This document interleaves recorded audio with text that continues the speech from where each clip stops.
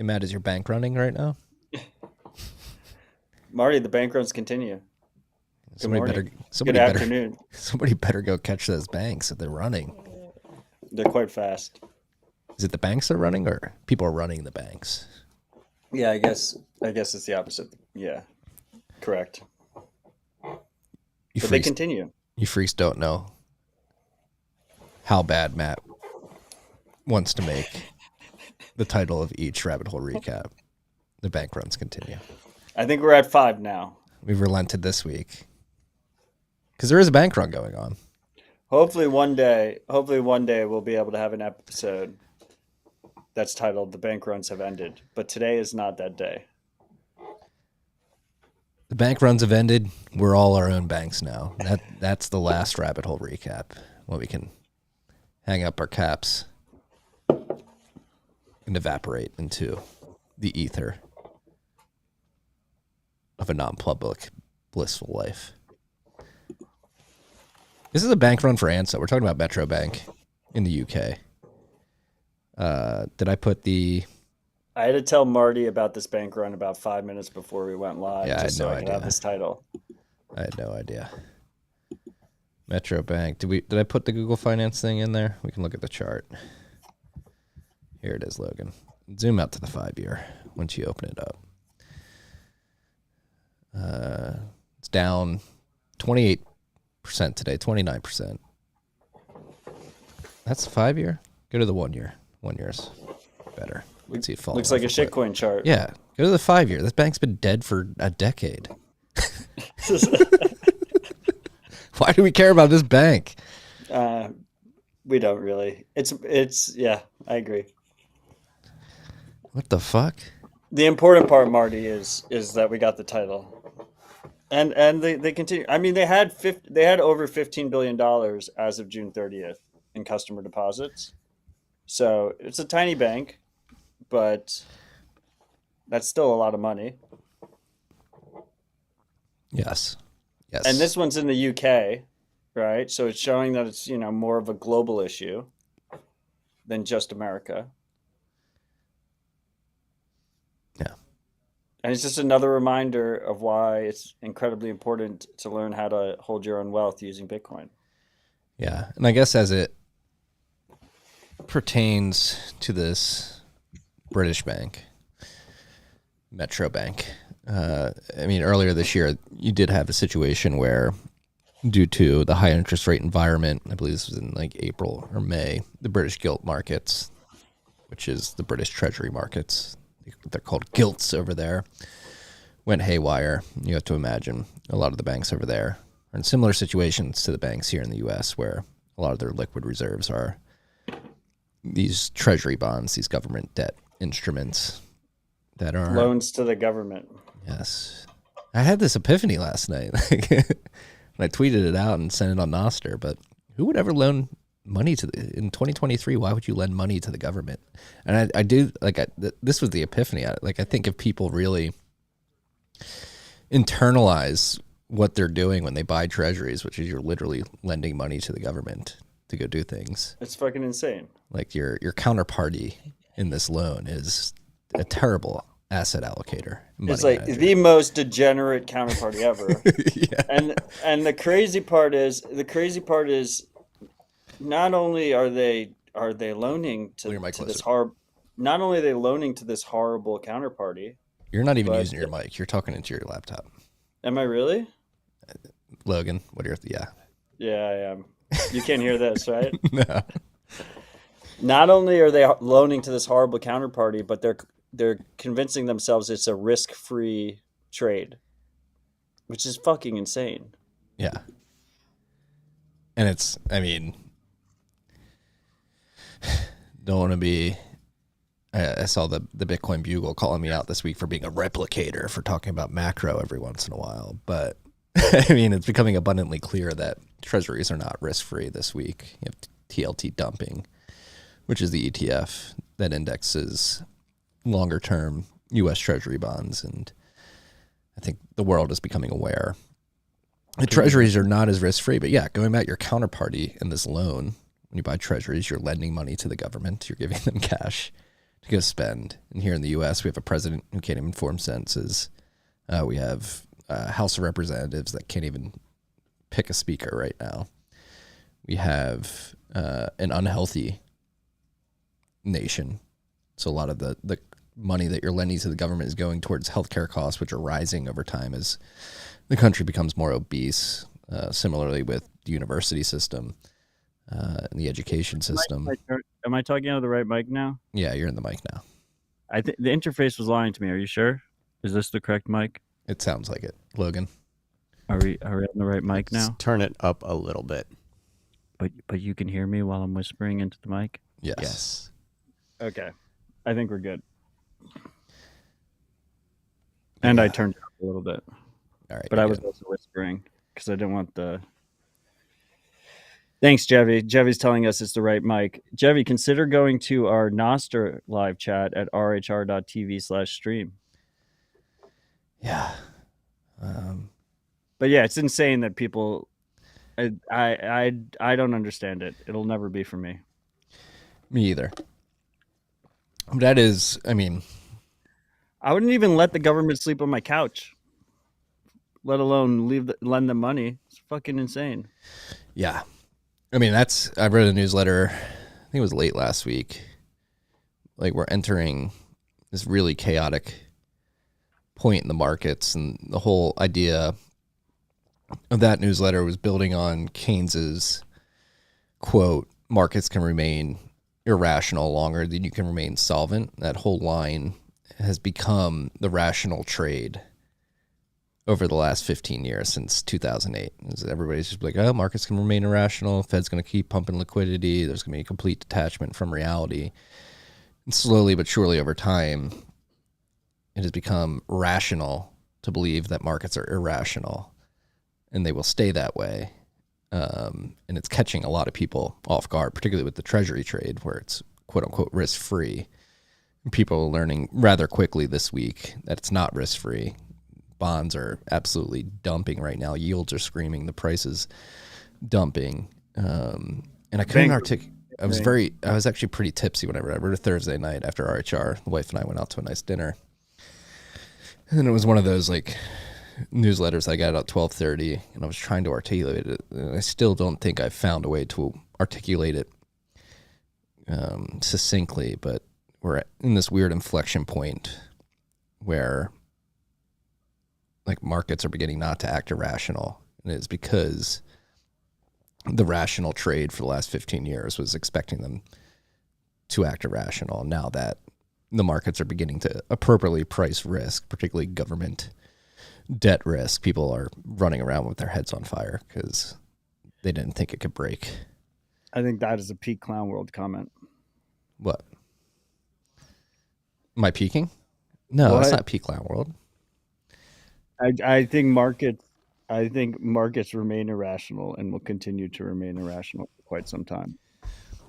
I mean, if we're being honest with ourselves, like the movement in bonds is sort of validating what we've been saying. We wouldn't lend the government money. I think more and more people are beginning to wake up to that. Like, why are we holding these treasuries anymore? I think the guys at All In finally decided that there was going to be a recession, and they said it on their podcast. Did they? And now all their alkalites are finally saying like what we've been saying for 2 years now. Yeah. But I mean, that's how it happens, right? It takes a while for these things to penetrate the public, because it is a complete shift in how you think about everything. Yeah. Gradually, then suddenly, some may say. There's a run on the banks. I've gotten in trouble with my lady because I say gradually, then suddenly too much now. Yeah. It's like I had to mow my lawn, and I was like, oh, that lawn just comes out gradually, then suddenly. It's like, really, Matt? Like, are you fucking kidding me?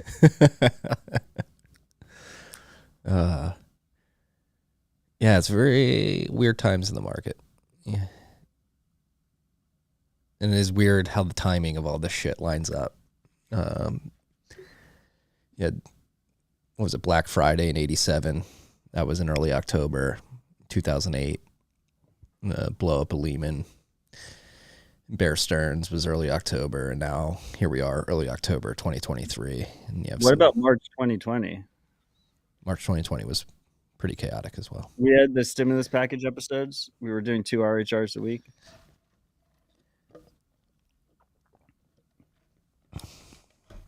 Feels like so long ago. It was ages ago. It was in my father-in-law's bedroom, escaping the madness. Yeah, I don't know. How are you feeling about? It does feel like something's about to break. Yeah. But I will own my bias that, I've been what is it? There's I don't know even what the statement is, but I've been expecting it and been wrong for a while. Markets by can the remain way, irrational longer than you can remain solvent. I've been very solvent. Stay humble, stack sats. Marty was pretty sure mempools were going to clear before this episode. I was. We got close. We were down to like 12 blocks at one point. He sent me a text like 4 days ago. He's like, it's going to happen before RHR. I'm not going to accept double or nothing, and I'm going to rub it in your face. Here we are. I thought we were keeping the private chats private, but here we are. Currently 64 blocks of transactions waiting in mempool's mempool. Marty, you know how many people messaged me about mempools this fucking week? Yeah, I saw it on. I didn't notice. Yeah. You had Clark's dashboard up. Let's just go through it. My block clock saying 27,449 cuck bucks. Clark's dashboard saying 27,490. Clark's dashboard is more bullish, so we're going to call out my block clock for being a bearish little bitch today. Logan's pointing at it in shame. Sats per dollar, one cuck buck's going to get you 3,638 sats. We're currently sitting at a 536.2 billion cuck buck market cap. We're at block height 810,778. We had a difficulty adjustment since we last met here. That was an upwards adjustment of 0.4%, relatively flat. Blocks came in at 9 minutes, 54 seconds on average.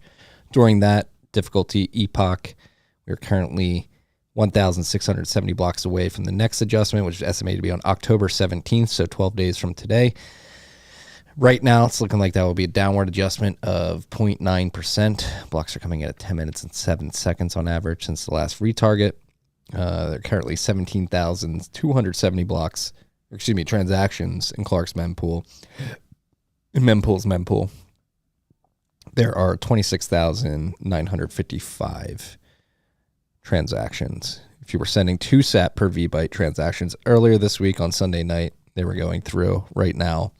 Low priority transactions, you should attach a 14 sat per VByte fee on those. If you want to get them in 2 or 3 blocks. We have Ride or Die Freak Ben Gunn in the Noster comments. Early is the same as being wrong. There's a phrase, something like that, right? It's not a... Yes. I don't think that's the exact words.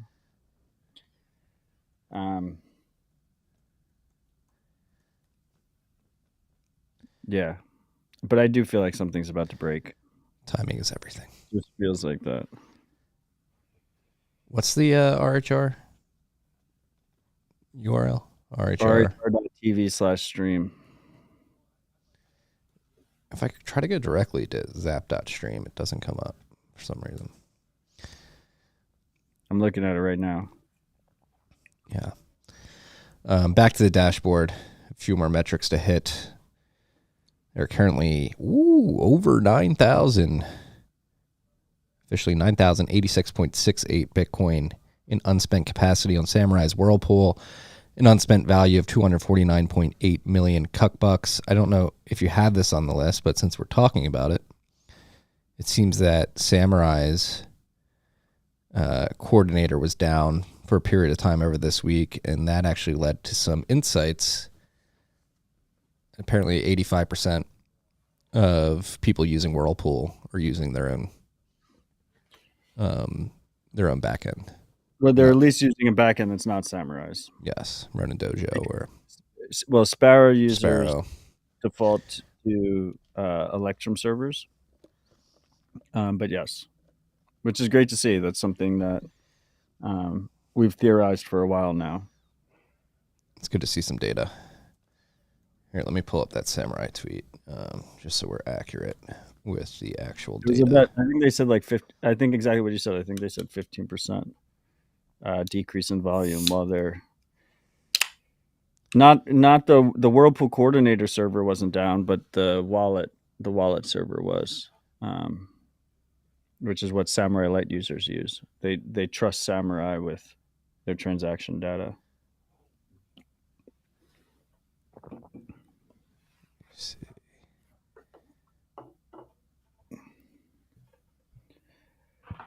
I can't find the tweet. Can't find it. I think we just covered it. Yeah. So be aware, freaks. Be aware. What else is going on? We have a whole list. We do have a list. Should we get to it? Yeah, let's get to it before another bank starts running. Banks are running, and code is being merged into the Bitcoin Core project. Bitcoin Core merged BIP-324 earlier this week and AssumeUTXO proposals.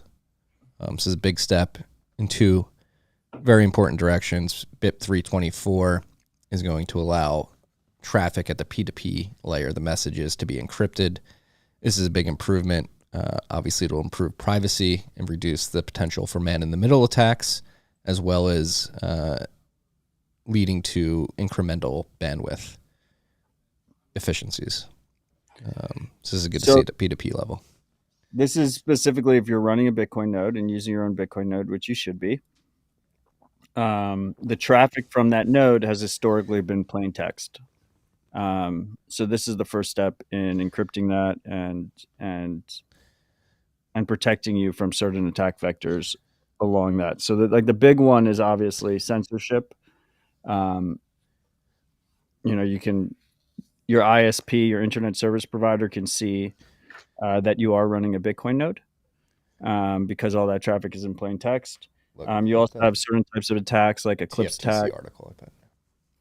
You have Eclipse attacks where like an ISP can basically say, okay, we're not going to let you broadcast any transactions that go to a certain address or something like that. So your node can't see, or vice versa on the receive side. So your node can't see when an address receives a certain amount of Bitcoin. And that can be used in double spend attacks and stuff like that. So this is really fantastic to see. And Marty just pulled up a bent that he wrote about a year ago, maybe even longer than a year ago, like 18 months ago. So this has been in the works for a while. So it's really great to see it get merged.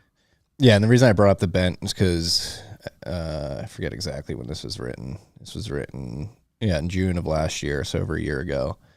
But in this bent, I referenced a research report that DARPA basically came out. So the U.S. government came out with a report that highlighted weaknesses at the Bitcoin protocol level. And this is one of the big weaknesses that they highlighted. Bitcoin traffic is unencrypted. Any third party or on the network route between nodes can observe and choose to drop any messages they wish. So they can, exactly.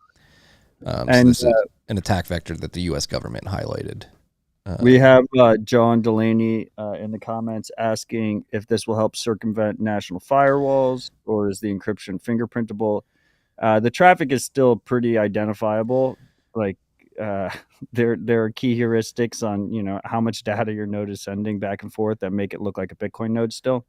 But there's the idea is that this is the first step, and you can make that traffic look like other commonly used things to hopefully improve in that way. Yeah, this is a big step.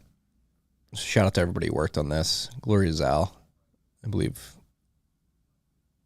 and others, and Antoine Riard, and Gleb Nelmenko were focused on this, if I recall correctly. I could be completely misquoting everything, but let's go to BIP324.com. Make sure. Actually, this is something that Peter Wool has been working on. Fanquake. Andrew Chow. So nobody that I mentioned previously is in this GitHub repo. This is why we do it live, freaks. And that's why you double check. So that's good to see. That was the first merge. And then AssumeUTXO was merged as well. And this is James O'Byrne's project that he's been working on for many years now. And it is essentially to help with initial block download, where you can use essentially quasi checkpoints to get to chain tips so that you can receive and send Bitcoin quicker than downloading and doing IBD and waiting for IBD to finish, which could take a day or two depending on your hardware and bandwidth situation. This will expedite that process, allow you to send and receive Bitcoin using your own full node much quicker, but then in the background, the chain will fully validate over time. You'll eventually have a fully validated node once your hardware has completed that task. Yeah, it's a trust trade-off. You're trusting this UTXO set, so you're able to use it quicker, and then in the background, that trust is removed as the verification happens. So it's incredibly useful in terms of new users, light nodes, light clients. It's useful in the situations that light clients have used in the past, where instead of using a light client, you might be able to use a node just because it's really easy to get set up in the beginning.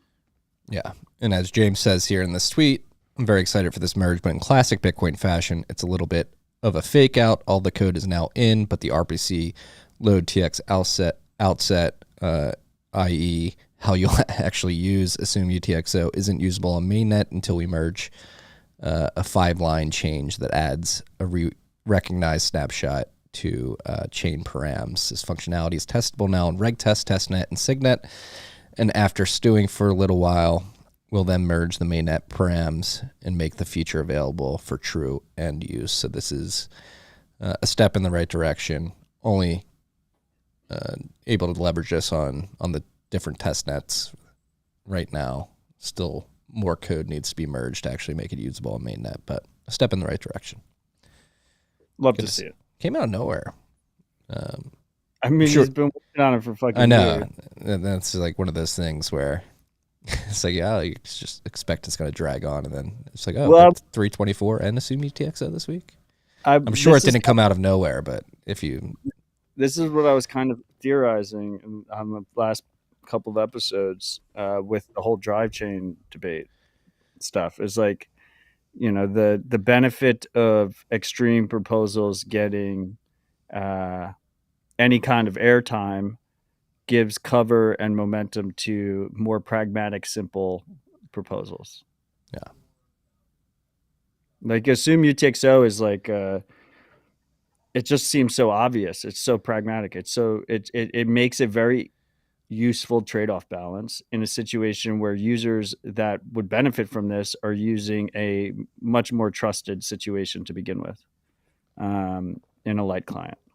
So it makes a lot of sense, but it was kind of getting backed up. Like my take, it was kind of getting backed up for like principal reasons. It's like Bitcoin Core should only be perfect. It should not have, it should not make certain trade-offs for certain users. Yeah. So let's see. And then some massive trade-off enters the discussion. Like, all right, let's pick these low-hanging fruit trade-offs. Exactly.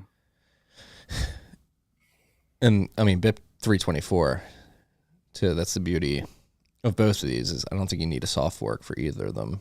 BIP-324 is obviously the P2P layer, which isn't consensus code. Neither is AssumeUTXO. AssumeUTXO is just for new users when they're loading up Bitcoin Core. Yeah. So this is great to see. Shout out to all the devs that worked on BIP-324 and James and others who worked on AssumeUTXO. Good to see progress at the Bitcoin Core level. It is important to realize, though, like 324 is not a soft fork, but like you need other users running 324 in order to take advantage of the benefits. Yeah. Like your peers need to be running it as well. With these AssumeUTXO, you don't even have that. It's just it's a client thing. Yeah. Now the P2P network, that layer, of Bitcoin Core is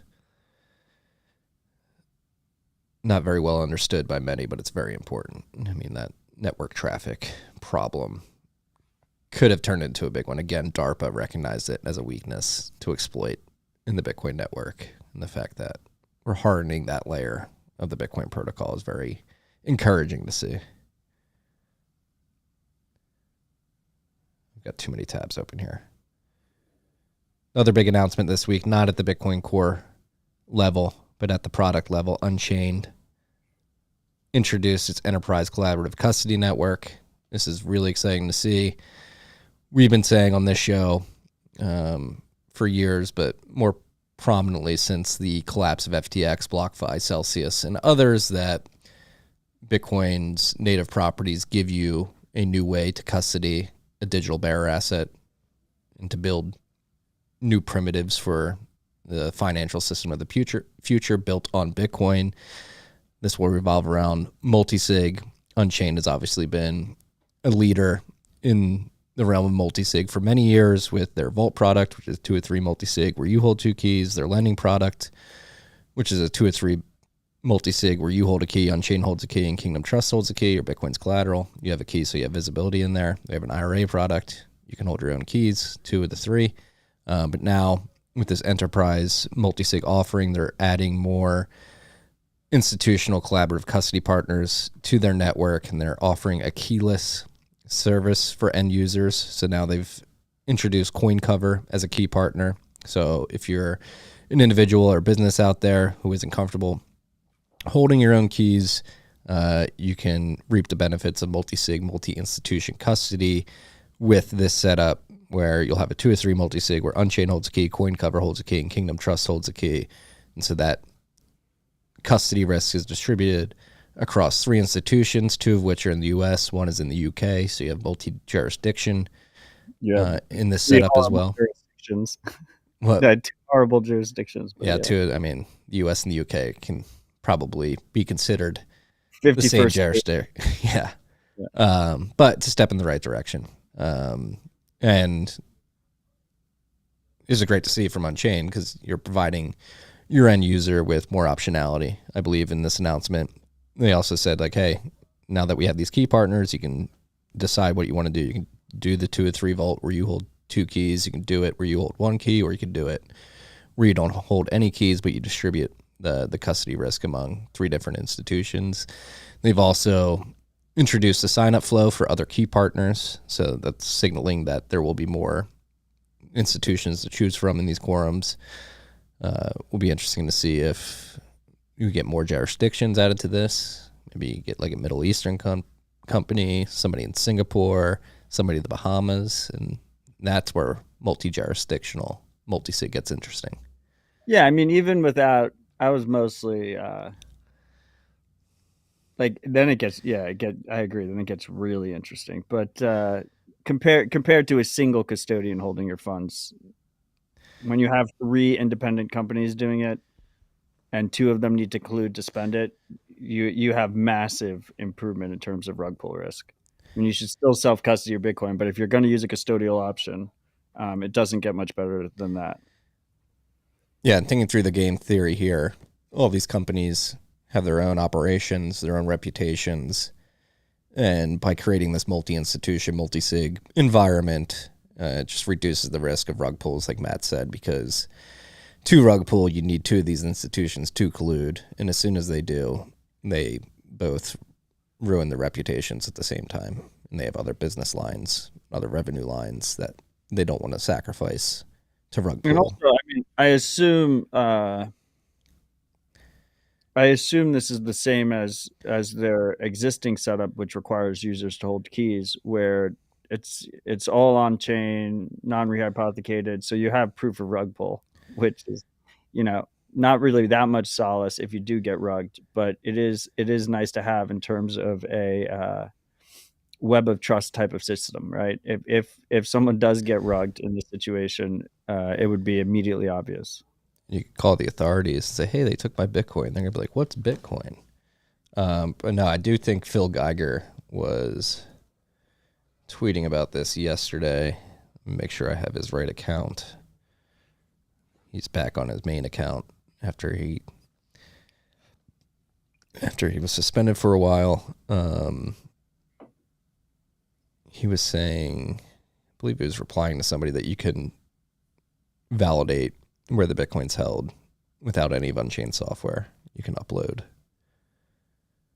the, let me find this tweet. Chevy, if you can confirm this in the comments. Just make my life a little bit easier. That'd be sick. Hopefully he's typing. What are we waiting for?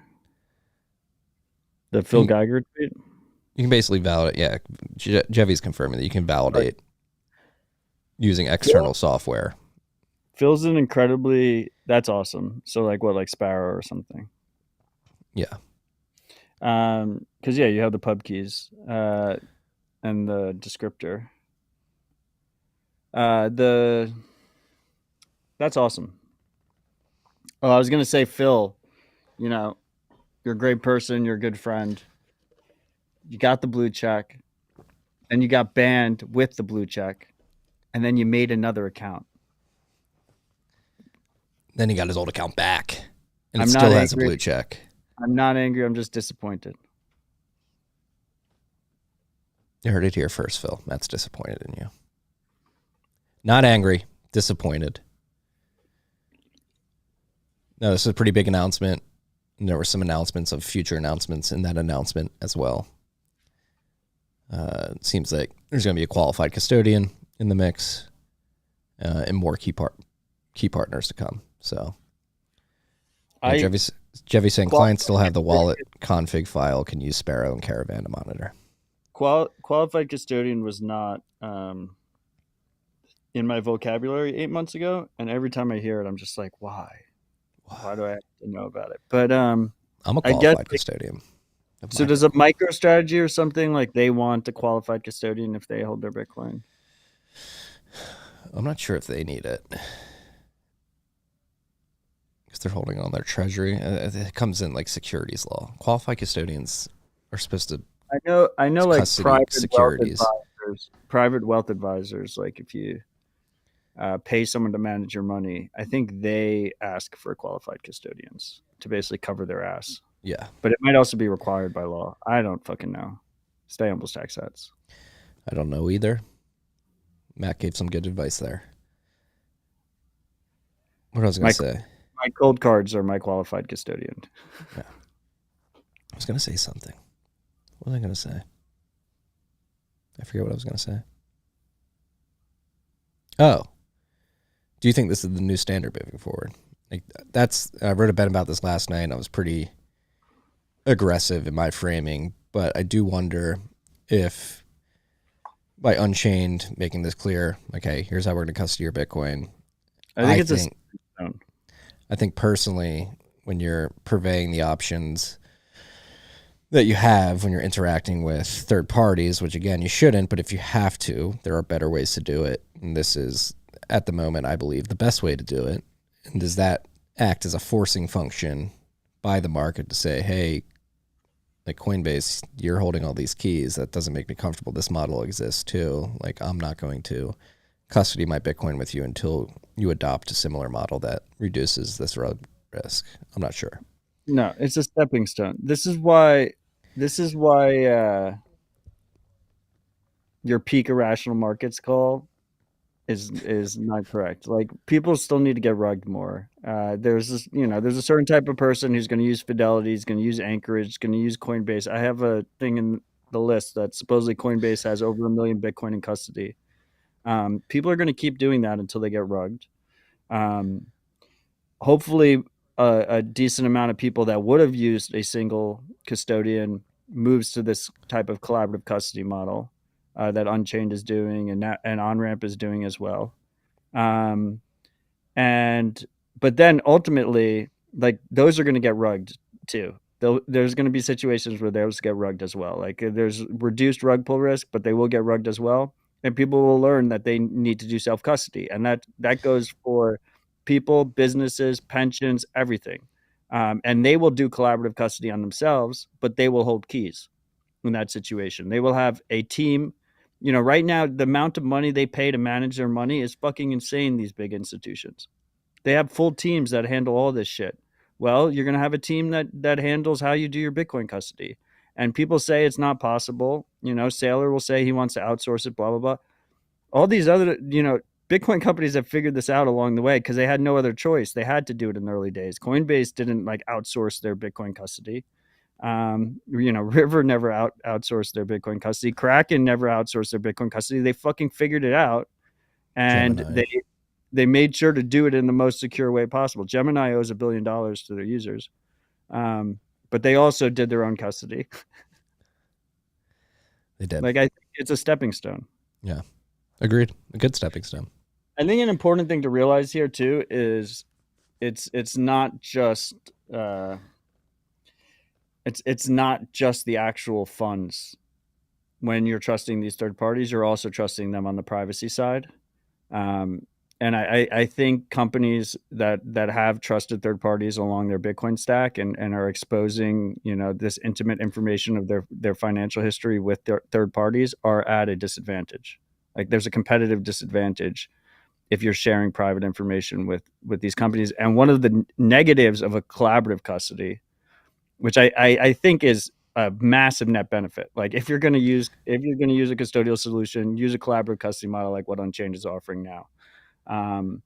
But one of the negatives is you actually add more trusted third parties in terms of privacy. So any of these three companies, if they have a leak on your transaction information, your whole company's Bitcoin balance sheet is exposed. If any of the three, if that happens to, right? Yeah. Well, I would wonder how these trilateral agreements are set up. Like, I guess it's trilateral, right? There's tri. if Unchained owns the client, do they have to share client information or just key information? Yeah, they might just share key information. That's a good point. If they do it the right way. Yeah. That would be the situation. Yeah. Yeah, no, I mean, it's Unchained's credit too. They basically created like the most open part of collaborative custody first, where a user holds two keys, and then worked towards the keyless model, where they had the option to do collaborative custody, but with one counterparty. Dude, as long as Coinbase has over 1 million Bitcoin in custody, like, this is a very positive product to offer to the market, even if it's not for me. Yeah, agreed.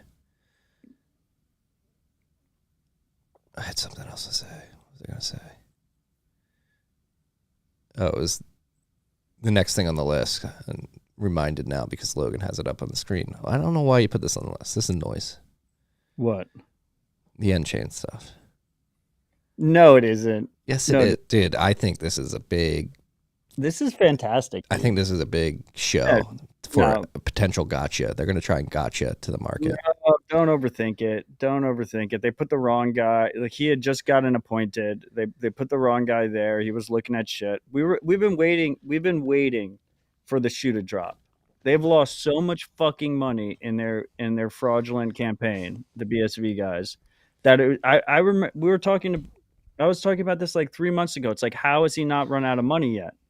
And it makes your inner Marty Jones start to tingle. It's like, how does not run out of money yet? Well, they really fucked over Nchain shareholders that were not Calvin. And this guy got appointed, whatever his name is, I don't even know.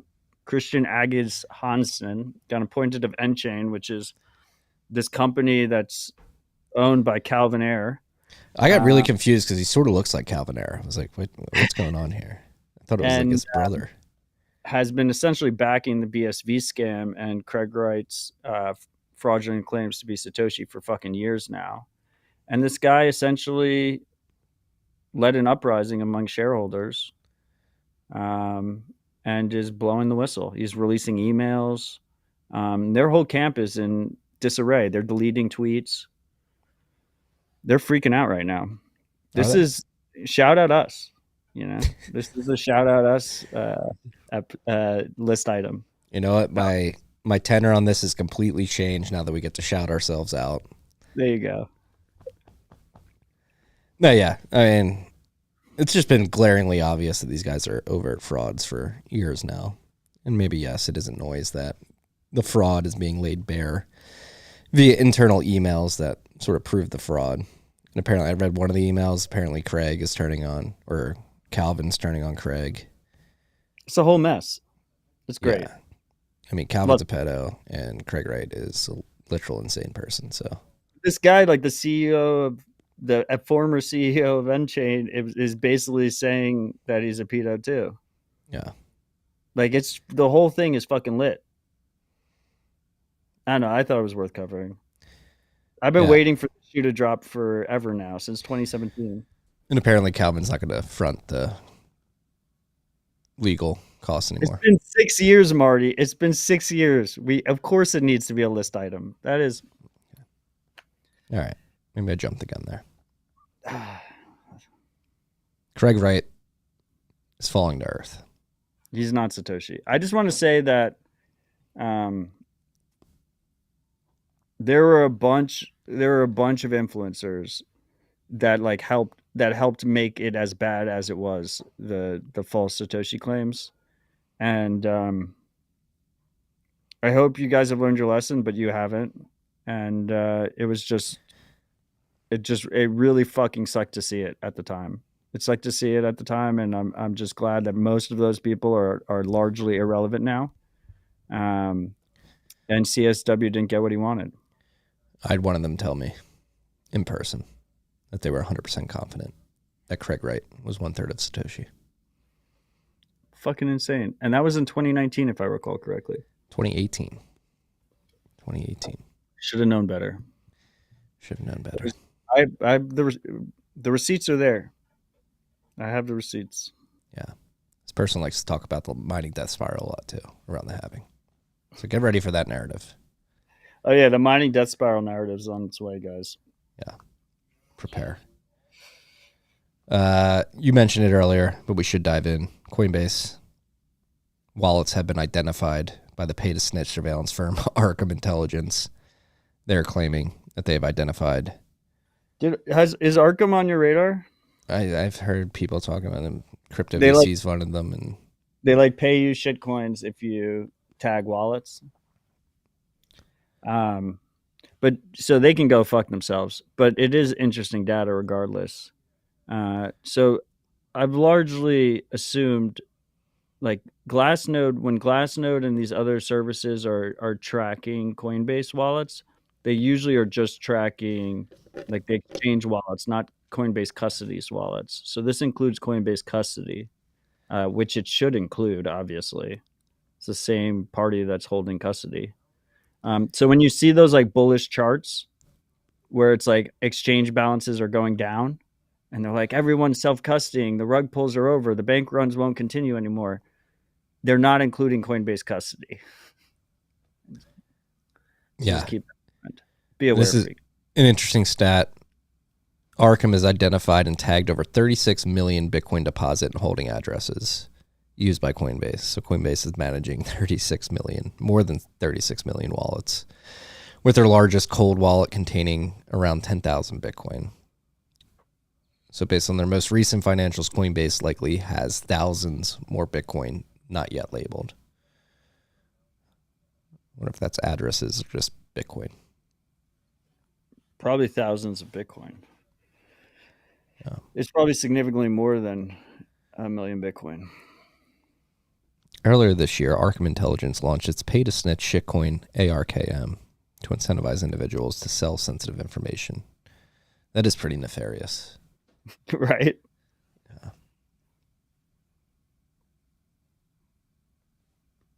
Another reason to move it to, well, then the exchange could sway Whirlpool. What? I was going to say another reason to move to self-custody, but then the exchange could try to stack Arkham tokens by snitching on you. That's actually pretty funny. I didn't think about the exchanges. The exchanges just do that without a shitcoin. They just do it straight with the governments. Another revenue stream to think about exchanges. But yeah, learn about transactional privacy, particularly if you're using a KYC service that is tied directly to your government legal identity. Yeah. Next up on the list, ZBD PlebLab and TabConf hackathon projects and panels have been released. This was the hackathon that went on at TabConf in early September.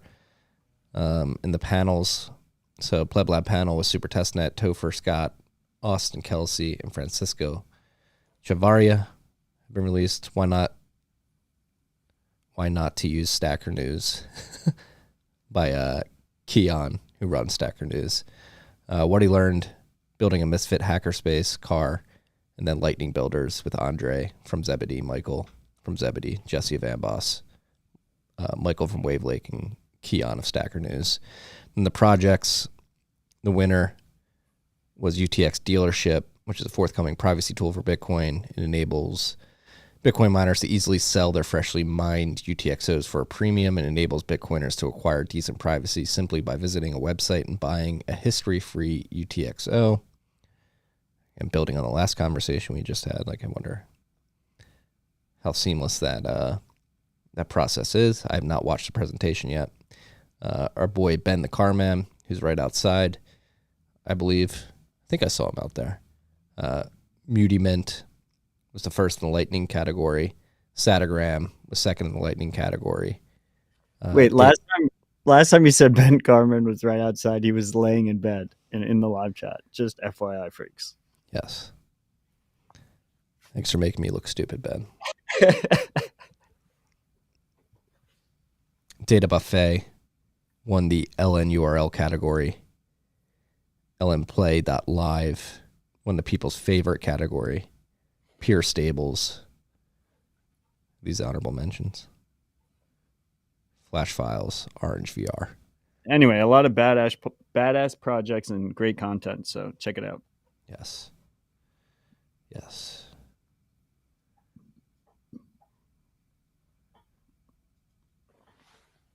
What do we have next? I don't know. I'm using a single screen, so I only have the chat up. Matt was getting too distracted by as many screens as I pointed out the first day. He started recording with multiple screens in front of him. Gotta stay humble, keep it simple. Yeah. Speaking of keeping it, I never felt the peer pressure, and I'm just using the single screen now. Marty can read the. Speaking of keeping it simple, River is going to help you keep it simple by launching LNURL payments and Lightning vouchers on River Lightning services. This is cool to see. Another cool thing to see that Alex Leash. There, Marty. What's that? What? Is there an emergency outside? 6th Street in Austin, baby. There's always an emergency. Yeah, so you have LNURL payments that are enabled on River Lightning services now. So to make it easier to send and receive Bitcoin. Allows you to stop copy and pasting bulky Lightning invoices, present a QR code to friends and customers, just receive Bitcoin. It's pretty dope. They did this in conjunction with the HRF for a first use case. So if you want to donate to the HRF using LNURL QR codes, you can do that. So this is part of their enterprise RLS service, right? Like you can't, yes. The average user can't make a code, right? Yeah. Not yet.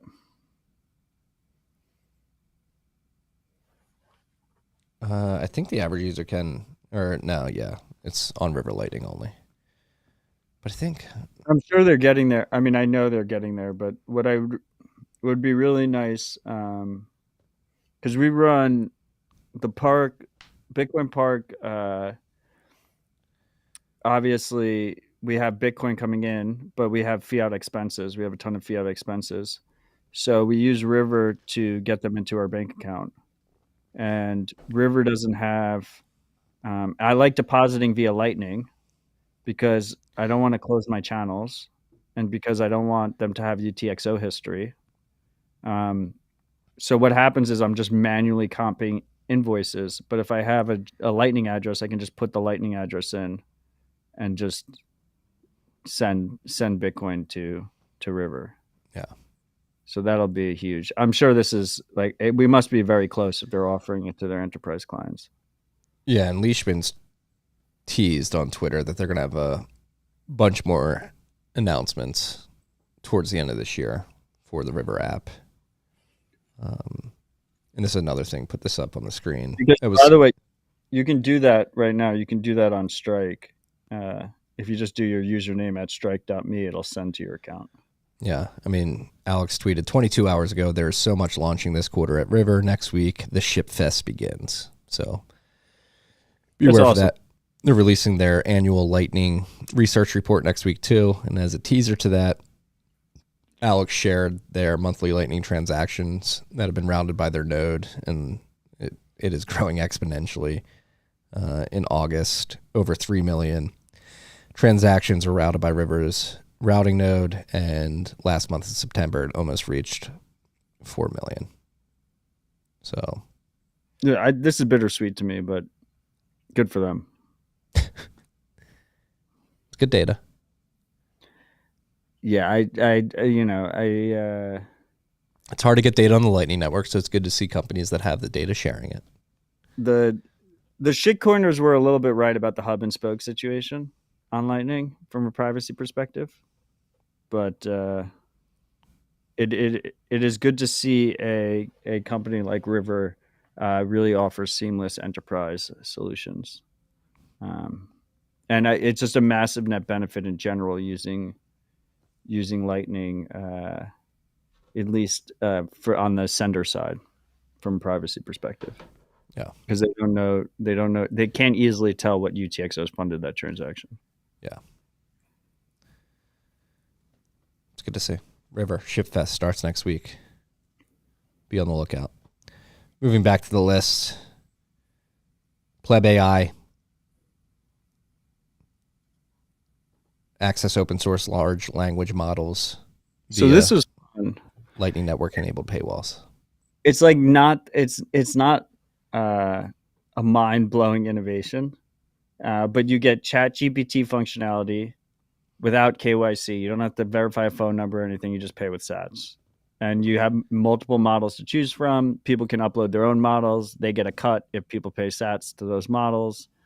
It works very well, and it's very quick, and you don't have to. It doesn't try and block you out like OpenAI or something like that, even though OpenAI is not open, but they call themselves OpenAI. So if you're not going to self-host, this seems like the ideal type of situation. Pay sats privately and use AI features.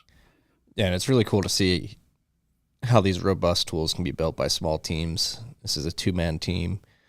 Aaron Needham and Nicholas E., just two dudes, spun this up. And again, like we said, the Lightning Network particularly is reaching this point of maturation where it's getting much easier to build tools. And so you have the convergence of the Lightning Network and AI tools with PlebAI, and a two-man team was able to spin this up, leveraging L402, GetLB, and then these large language models. They have Llama 2 is one of the bigger models, so that's a bigger open source model.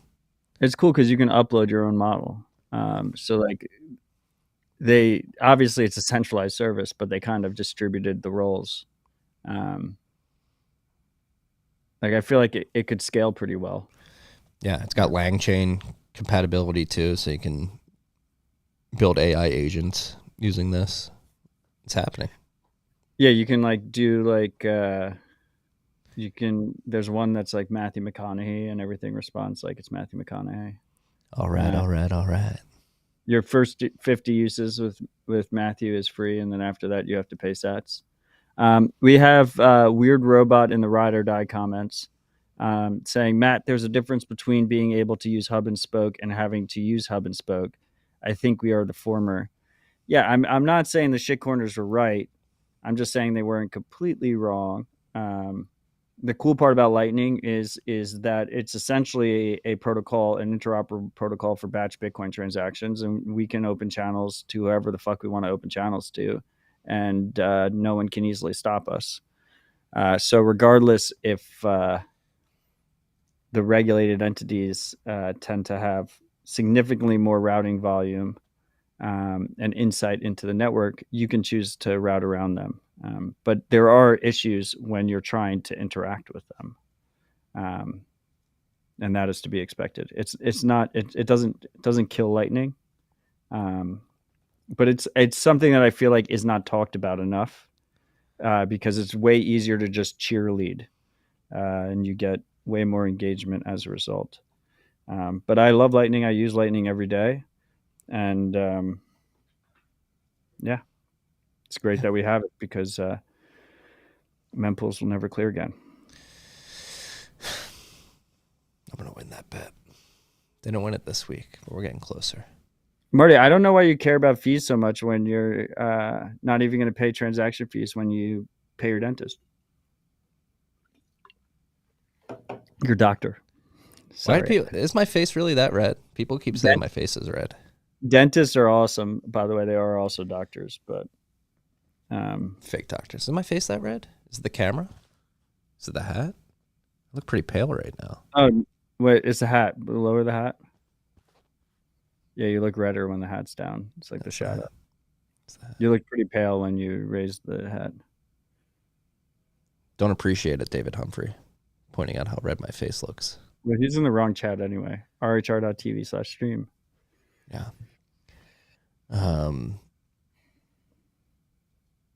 This was really cool to see too. The boys of Mutiny. I know Tony's here for sure, so I can say that he's here working on it. And this was a really cool product to see launch this week. He's home. He's home right now. No, he's not. Tony is probably in the office. So they actually launched two products. Uni Wallet version 0.4.20, blazing fast payments, easier self-hosting. And they wrote up a little blog post on this, how they're leveraging and fine-tuning BDK to improve their wallet functionality and the user experience on the wallet. So there were some questions on the self-hosting, by the way, that I saw on Nostr. Why self-host Mutiny when you can just use your own node? The cool part about self-hosting Mutiny is that different communities can self-host Mutiny for their communities. It's a perfect Uncle Jim scenario. You could run it for family and friends. You could run it like Bitcoin Park can run it for our members. It's strictly not custodial, but whoever is running it for you can rug pull you if you're using the PWA web app, because updates are automatic. So you never know, if a malicious update's going to come in. So it's nice that that's not all on Mutiny, and that there's different trade-offs along the way, where you can have these, like a Bitcoin Akazi, for instance, could run in South Africa, could run a Mutiny wallet instance just for their community members. So this self-hosting aspect is really cool. It also means that competitors could pop up using their same code base, which is really great for the end user. It means they have to stay on top of their game, but it's really great for the end user as a result. So it's awesome to see this. I think they said they want to package Umbrel apps and Start9 apps to make it very easy to self-host, which will be awesome. The gifts feature that they launched is incredibly cool, and it's behind their premium subscription, Mutiny Plus. So anyone can receive gifts, but only Mutiny Plus users can create gifts, or self-host users can obviously create gifts as well. That's up to who's ever hosting the instance. The gifts are really cool. They're self-custody. They don't leave your wallet unless the gift is redeemed by the end user. They're greeted with a QR code. It opens up a new Mutiny wallet instance in their mobile browser, and then transfers the funds. Pretty cool process that I expect to use quite often. I think it's a cool way of gifting Bitcoin to people, and they get a nice self-sovereign wallet in the process. Yeah, it was really encouraging to see this, because the big knock is giving Bitcoin to people. You're sort of forced to onboard them via a custodian in one way or another in a lot of instances, but this is a great way to give Bitcoin, and like Matt said, get them onto a self-custodial wallet out of the gate. Yeah, by the way, one of the cool parts about Mutiny is Android users have a better experience than iPhone users, which huge shout out to the Mutiny team. Would like to see more of that. I paid an invoice with my Mutiny iPhone Yep. app Yesterday But you, it worked swimmingly. was it an iOS app or was it web browser? It was a web browser. Yeah, we have a native app on Android. If you're on Android and you're still using the web app, go download the Android app. It's so much faster. It's fucking awesome. All right, beware, freaks. I noticed like the way they do the Nostr connection, where you just put an npub and you get all the contacts. It doesn't even have to be your npub. You can put in Marty's npub, and then it's like you have all of Marty's Nostr contacts, and then you have a Venmo like interface. It's so fucking clean, and they have Nostr Wallet Connect, so I can zap people on Nostr, but like, and it just works really fucking well. It's just it still blows my mind that is possible today. I'm grateful. Thank you guys. Thanks for shipping. they're shipping right out here at the Bitcoin Commons. I see them every day.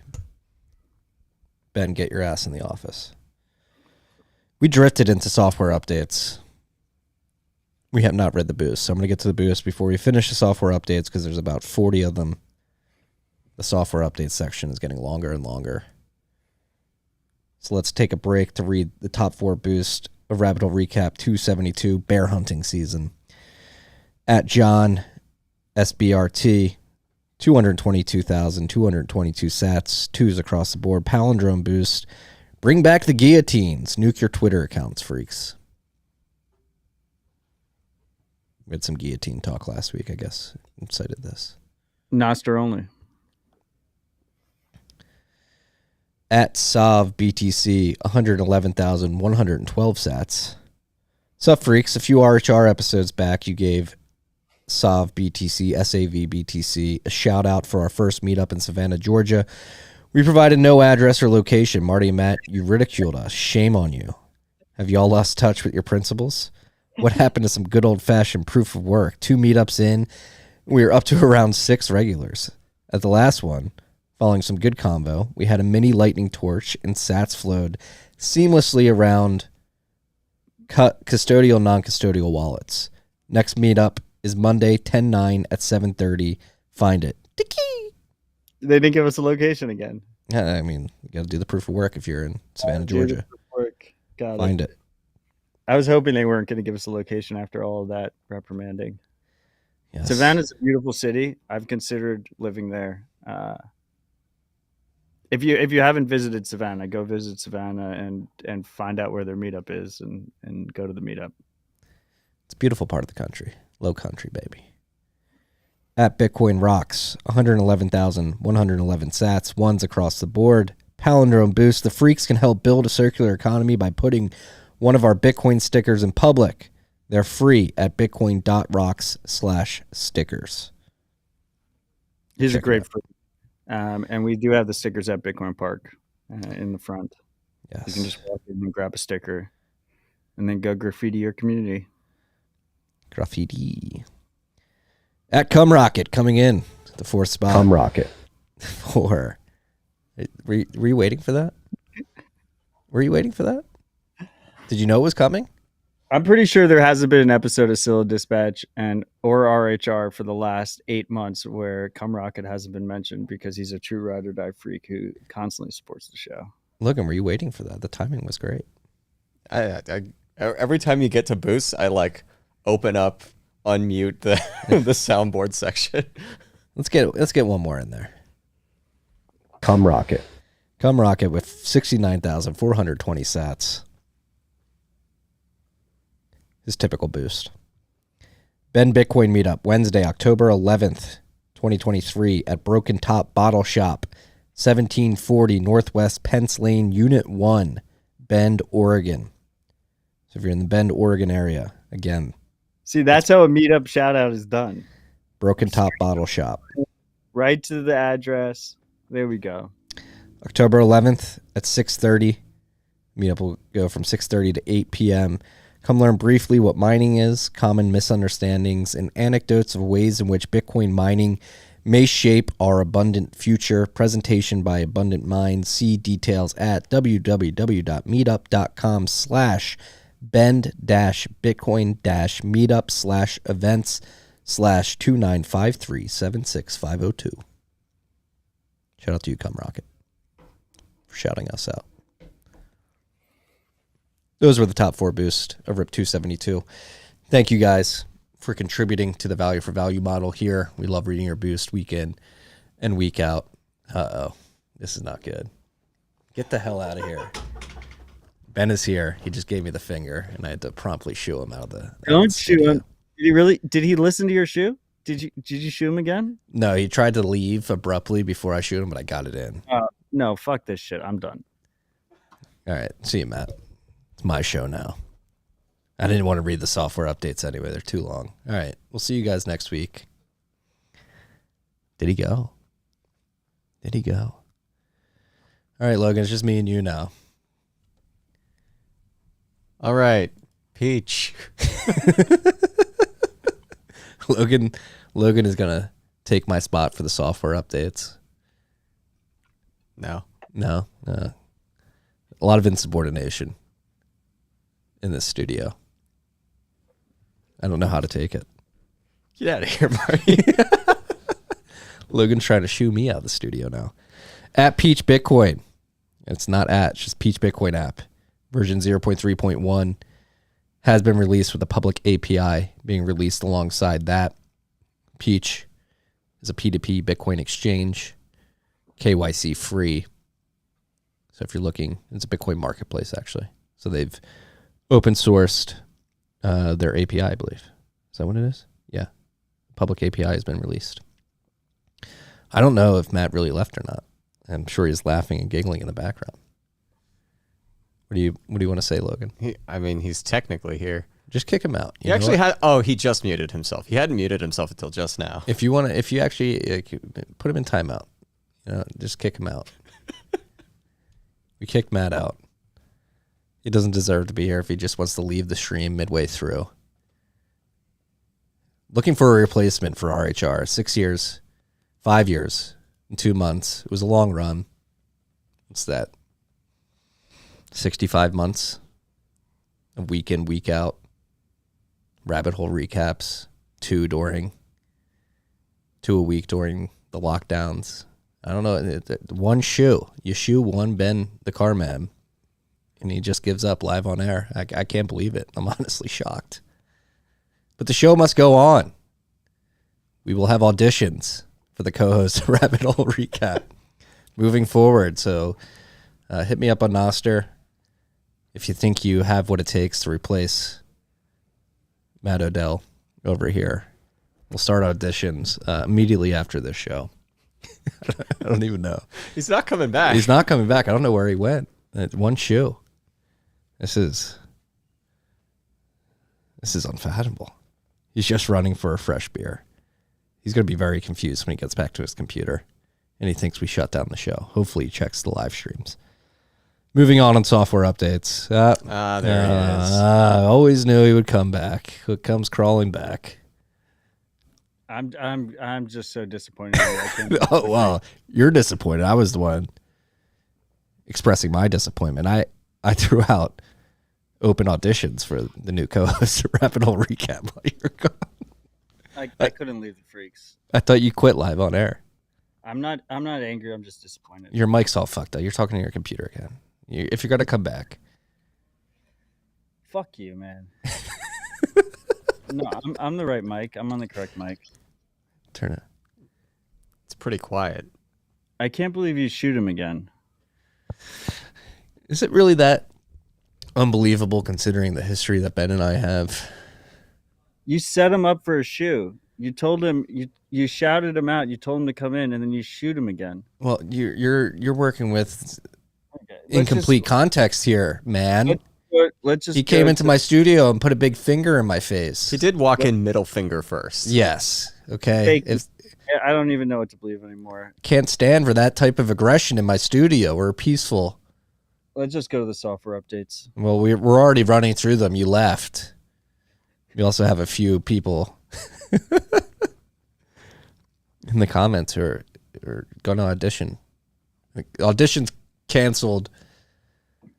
We're moving on. Matt's back. He didn't leave.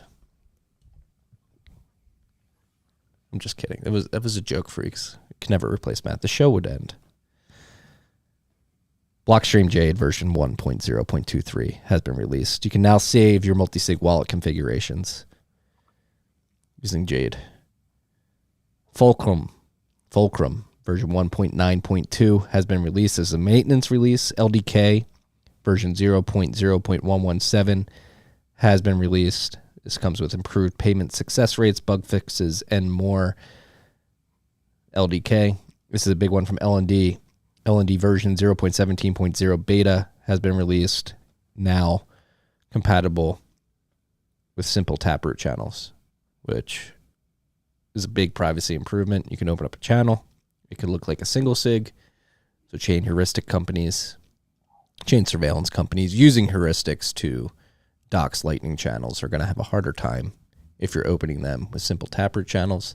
This also paves the way for point time lock contracts, which will add even more privacy gains and then scriptability gains as well at the Lightning layer. So this is good to see. PTLC is something we've been talking about for years. This sets the groundwork for that, at least for L&D. It's awesome to see. I saw Peter Todd was talking about there are still some heuristics that show that it's a channel open or a channel close. So hopefully those get resolved, but it's a massive step in the right direction. So shout out to the L&D team. Really great to see. This also enables your favorite Lightning Network use case, which is taproot asset channels for stablecoins on Lightning. Yeah, I mean, shitcoins on Lightning make no sense. So just to be clear here, freaks, a Lightning channel is essentially a protocol for batch Bitcoin transactions, right? So you have a multi-sig that's a 2 of 2 multi-sig. So by using taproot channels, you can make that look like it's just a regular single sig taproot transaction, rather than, because right now you can basically just assume, like, if you see a 2 of 2 multi-sig, it's probably a Lightning channel open. Yeah, that's what the. But yeah, as Marty said, this also adds support for taproot assets, and I just still don't understand Bitcoins on Lightning. It makes no sense to me. Like, if you want to use Tether, Bitcoins on Lightning, but if you absolutely need to use Tether, use it on Tron. Like, who the fuck gives a shit? It's centralized anyway. Why are you going to deal with liquidity and all the other trade-offs that we make with Lightning just so we can settle on chain with native Bitcoin and not, trust people in the process? It makes no sense. It's a good slide in a VC deck for VCs that don't know better, but I really, I will die on. I'm not going to die on the hill. I'll still be here, but you'll see. There'll be no adoption of it. Very little adoption. There'll be some adoption. Maybe they'll have like upwards charts and stuff that you can post on Twitter for engagement, but there won't be real adoption compared to Tron Tether and shitcoin Tether. You heard it here first. Planning his stable coins on Lightning flag in the ground. There will be no adoption. We will see. We will see. There'll be very little adoption. I'm not going to speak in absolutes. Okay. We'll see. I'm really excited that this paves the way for PTLCs. When it comes to privacy and programmability at the Lightning layer, PTLCs are going to be very important. And I do think developers like Lalu are working on ways to make it so we don't have to close all of our HTLC channels to open PTLCs. There should be a transitionary. So what I've heard is, like, if you have to close the channel to open a new channel to upgrade, that's 2 on-chain transactions, right? Yep. And so if I have 200 channels on this little dispatch node. That's like 400 transactions I have to make. If Marty's right, I can just make them at 1 sat per byte. It won't be that bad. But if Marty's wrong, I might have to pay a decent sized fee for those 400 transactions. So there's 2 things, right? Like, obviously the ideal situation would be no on-chain transactions. And then there's no additional cost to the user to switch to these PTLC channels. But the middle ground, which would also be nice, is if somehow, and it looks like they're way closer to this, if it just requires 1 on-chain transaction. And so then if you have 200 channels, you're paying 200 minor transaction fees rather than 400 is a massive improvement. So there is a middle ground there. Just to be aware, freaks. Yeah, and hopefully we're at a point in the Lightning Network's maturation where if PTLCs, when they become enabled, the amount of channel opens at that point into the future will be far greater than the channels that have been opened to date.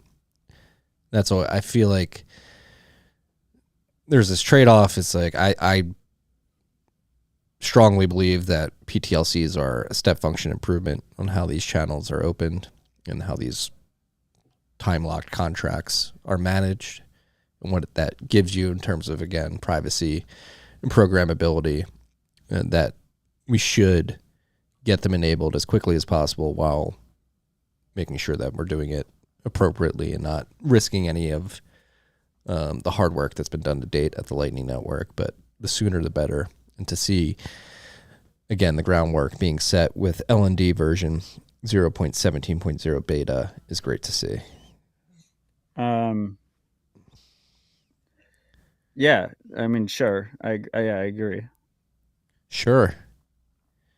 Like, we should continue improving the protocol because there's going to be a lot more users in the future than today. Like, the amount of users today is negligible compared to how many people use Lightning in the future. Yeah. But the worry is if you take too long. I also have 200 channels, so that seems like overkill, though. That seems like bad node management. Why is that bad node management? I think you can run a more efficient node.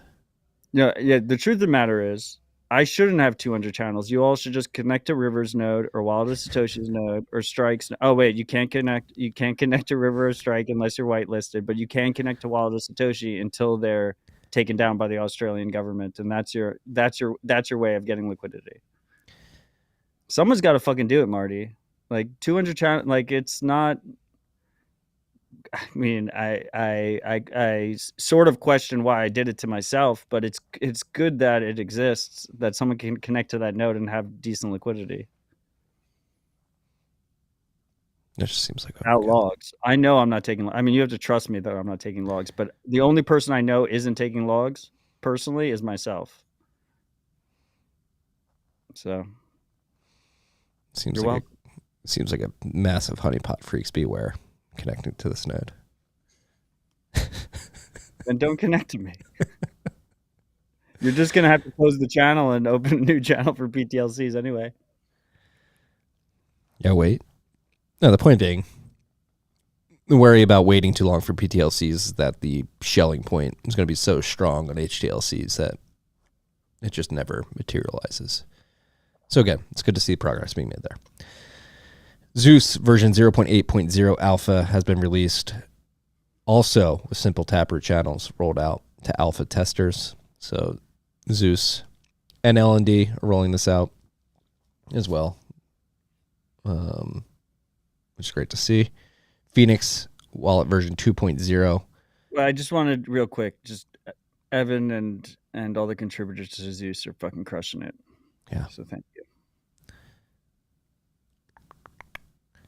If you're using the alpha version of Zeus, version 0.8.0, you go into their Olympus LSP, go to settings, LSP, and hit request simple taproot channels toggle, and you'll have that enabled for you.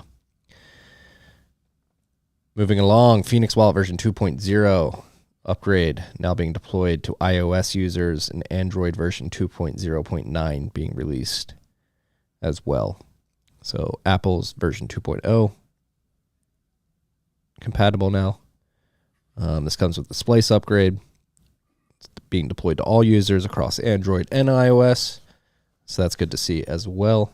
More efficiency at the channel open and close layer of the Lightning Network. BitBanana, first time I'm hearing these guys, version 0.6.7 has been released. This is formerly Zap Android, which was maintained by Strike. And so the main contributor of Zap Android, he might have even been the maintainer of Zap Android, changed the name to BitBanana. So it's supposed to fill a similar role as Zeus, an easy mobile wallet that connects back to your own node. Of course, Zeus now has expanded its scope, and now Zeus also offers the LSP mode where you don't have to have your own node, and a bunch of other features too. Staying on the Lightning upgrades, LMBits version 0.11.0 has been released with node management UI for core Lightning and LND. Just real quick, like if you're the Bit Banana maintainer and you're listening right now, we're going to keep covering it on the show, but just consider changing the name. I feel like no one takes it seriously. You probably just don't have people tell you that it's not a good name. It's not a good name. Improve your name. I co-signed that advice. Okay, deal. It's a little too playful. Right? It's like a super serious fucking app. Does it have something to do with splits? Like that's what I'm trying to figure out. Like why? I don't know the reason for the name, but consider changing it or don't. Whatever. Angly. It's my 2 sats. Take the 2 sats as you wish. Put them in your back pocket and think about it.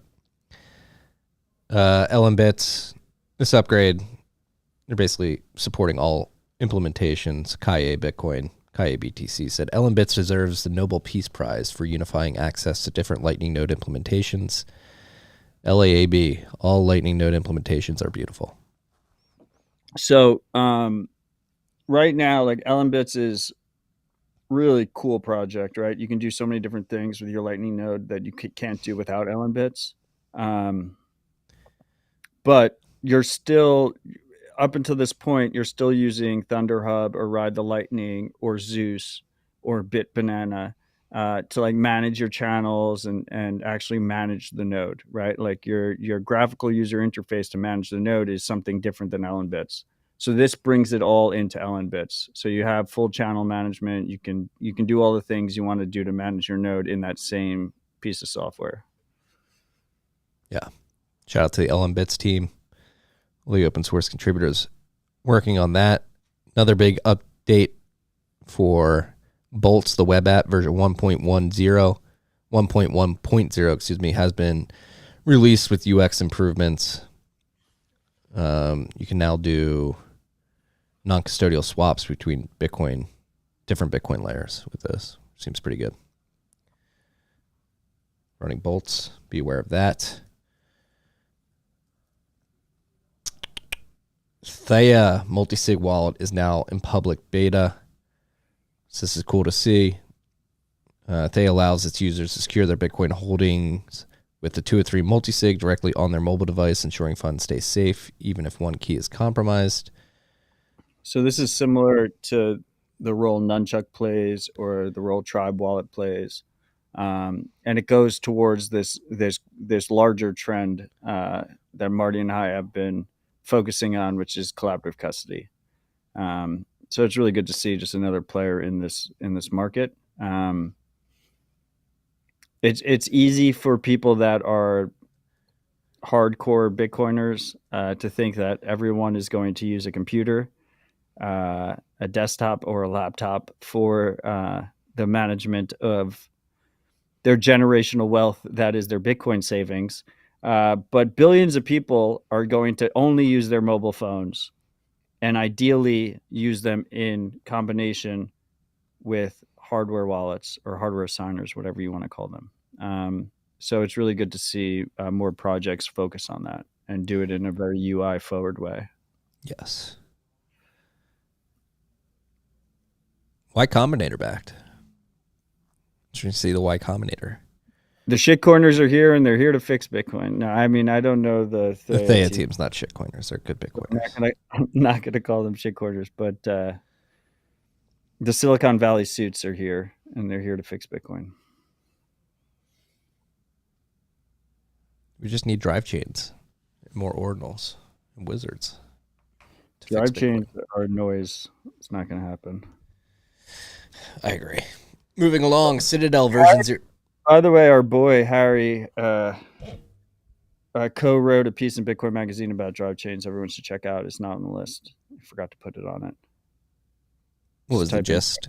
I haven't read it yet. Bitcoin Magazine. It's interesting, right? Because Harry has been is been a main part of building Grid, and it's focused on large Bitcoin miners, the perspective of large Bitcoin miners. So if you have any friends at large Bitcoin mining firms, you should particularly send this piece to them. But I'm sure Harry probably already did. Beware. Be aware. Beware of Citadel version 0.2.6 and version 2.7 being released. Comes with bug fixes and updates. It's a Bitcoin-centric personal server operating system. It's fully open source. It empowers users around the world with a clean and simple UI, making node management easy for everyone. Let's go check this out. If you're running... Are you looking in the Ride or Die chat? No, I saw you in there earlier. No, I asked Logan. Ben posted the link, the Bitcoin Magazine link. Harry co-wrote it with Amanda Fabiano and Rory Murray. Rory's fucking awesome too. And so is Amanda. Shout out to Amanda. Amanda in the news this week left Galaxy to start her own Bitcoin mining consultancy firm. So if you're looking for somebody who's been around the mining industry for quite some time, which Amanda has been, from Fidelity to Galaxy, she's now out there on her own, doing her own Bitcoin mining consultancy. So if you're in the mining industry looking for somebody to consult you on your operation, your strategy, getting access to ASICs, financing, whatever it may be, hit Amanda up. So anyway, that article is called Drive Chains from a Bitcoin Miner's Perspective, and it's in Bitcoin Magazine. Definitely check that out. Go check it out. On to the Nostr development updates. David Humphrey, the RHR stream is rhr.tv/stream is our Nostr live stream. Yes. This is confusing. This is a little gimmicky here. What? Nostr. Nostr? Yeah, with a U. NOSTUR version 1.7.0 has been released. Slightly better name than BitBanana. Does it remind you of like Lightning Labs? I mean, Nostr. Is it different enough? Is the U enough of a separation? it's look, it's a client that people enjoy. It's a good client. It's good that we have client. I don't think anyone thinks this is the protocol, so I think we're fine. What if people get confused and they think it's notes and other stuff transferred under relays? It's definitely it's not easy to shill it on air, right? Because it looks like it's just pronounced Nostr. So it's how do you spell whenever someone needs to ask you like, oh, how do you spell it? It's a bad name. But I don't think it's malicious. Is that like moon with two U's? You should throw an umlaut on there. Pablo is saying the name is the worst part of the client, but Fabian, the dev, is a beast. So shout out to you, Fabian. That's the answer. I think that was the answer you were looking for. Urinating relays. Yeah, notes and other stuff transferred over urinating relays. There you go. Get your mind, Pablo. You know when your relay's urinating. Anyway, Nostr version 1.7.0 has been released. It is a client, social media-oriented client for iOS users. So go check it out. NOSTUR. Primal Android version 0.16.9 and iOS version 0.30.4 have been released. They're marching towards version 1.0 for all Primal apps. They're looking for feedback to know what's missing and not working well, and what you would like to see in the upcoming releases as they prepare for version 1.0. The Android app's starting to get there. The Android app and combined with Mutiny Wallet is a really great experience. Obviously, you don't have the receiving zaps yet. You need to do something else to receive zaps. But for sending zaps, the combination of the two works really, really fucking well. You heard it here first. Exit.pub version 0.3.0 has been released for reliability improvements, satellite, CDN support, service relay, and more. A reminder, exit.pub is you take your Twitter archive.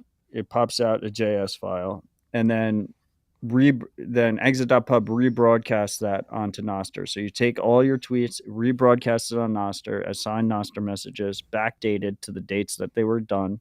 They have little Twitter links in them, so it goes back until Elon completely closes down his platform. You can go to the Twitter links without logging in and do a soft verification that it hasn't been changed.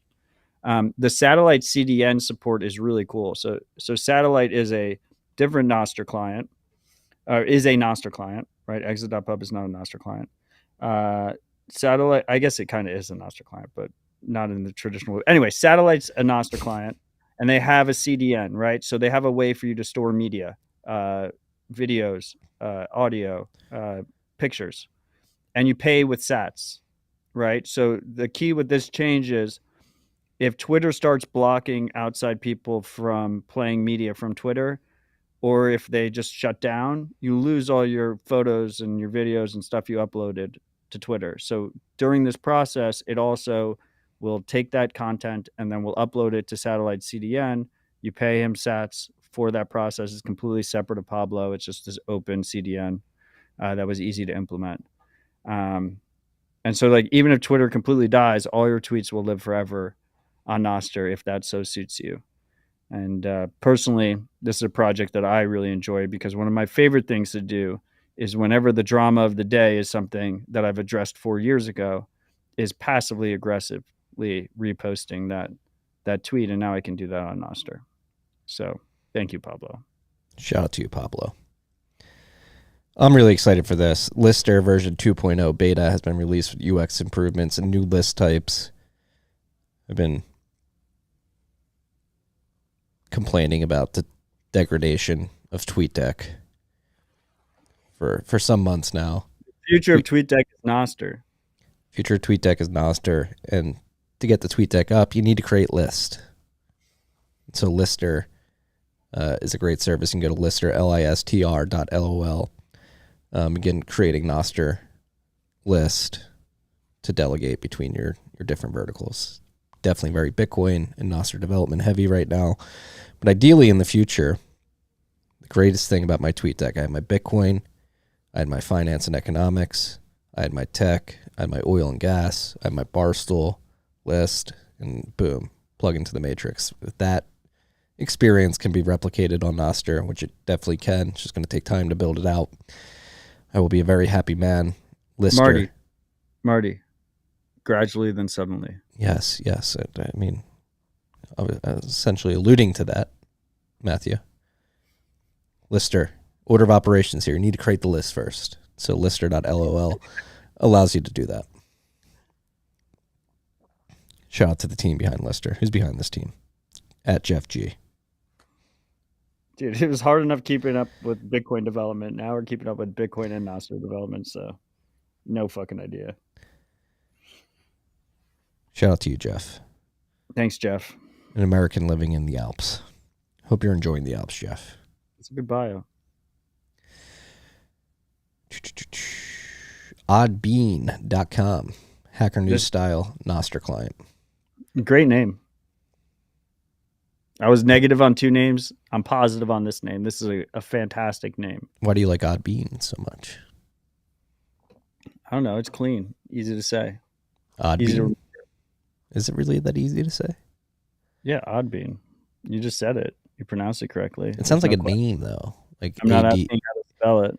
It sounds like a name like Adbein. Oddbean. Oddbean.com. Yeah, but it's Oddbean. Now we're confusing everybody who's just listening. Wait, it's just Oddbean. Wait, what are you confused about? It sounds like a name, like Oddbean. No, it doesn't. Oddbean. Adbein. Like if you were just say it, Oddbean, I'd be like, oh. If you eat beans. Oh, Oddbean is made by Doug Hoyt, the stir fry dev. So it goes along with this stir fry theme, because every great stir fry should have a few odd beans in it. That's disgusting. You don't put beans in your stir fry. What, not green beans? Oh, Maybe you do. It's green. The symbol is pinto. I'm thinking like pinto beans. Now we're really off the rails here. okay. Well, Marty doesn't like the name. I like the name. We're split on this one. You don't like bit banana, but you like odd bean. Yeah, .com. It's a very strong domain. Okay. Anyway, it's a Hacker News. It's like Hacker News style or Doug. Hacker News style. Doug, I want you to be clear. I'm just trying to play devil's advocate here. Odd bean's a great name. There we go. We've come full circle. Full circle. And that's it for the software updates. Yeah, this is your weekly naming podcast. We go through the projects. We let you know if the names are thumbs up or thumbs down. You come back week after week. That's the play. You're going to get feedback here. That's, at the very least, you're going to get some feedback, some unfiltered company name feedback. I know the name of your project or your company may be near and dear to your heart, but we don't care. We are going to tell you the truth. Because we respect you and love you. So that's why we do it. Yes. All right, back to the list. We have a few more topics here pertaining to privacy, government encroachment, and corporate encroachment. The U.S. government argues that disclosure of Chainalysis heuristics would jeopardize law enforcement investigations. This is a crock of shit here. Such a cop-out. They're trying to criminalize like any education on chain surveillance firms' capabilities. Because they want the black box where they can just say, hey, we've audited it, it's good, and then you can target people. I mean, just look what the government's... They just want to throw you right in the gulag. Yeah, I mean, not to get political here, but just look what's going on with the January 6th people. They just wanted to throw them in the gulags. They've done that successfully. They see Bitcoin as a threat, and they don't want Bitcoiners to have the tools to basically prove their innocence via chain analysis. And so they want Chainalysis to be this black box where they can say it's government approved. We believe anything Chainalysis says. If they say you're a criminal, we believe them. You can't audit their code. Get in the fucking gulag. That's the move here. Yeah, I mean, just fuck chain surveillance firms. And fuck the government for putting every single American citizen at risk because they don't want to do good old-fashioned police work. Were you laughing at this? Yes. Can you read it? Dear Marty, if you're holding this letter, you already know. The house has been boarded up, the doors, the windows, everything. We're at the Comfort Inn, room 112. I love you, Odd Bean. I love you too, Odd Bean. What is it? What movie is that from? Pretty sure it's a movie.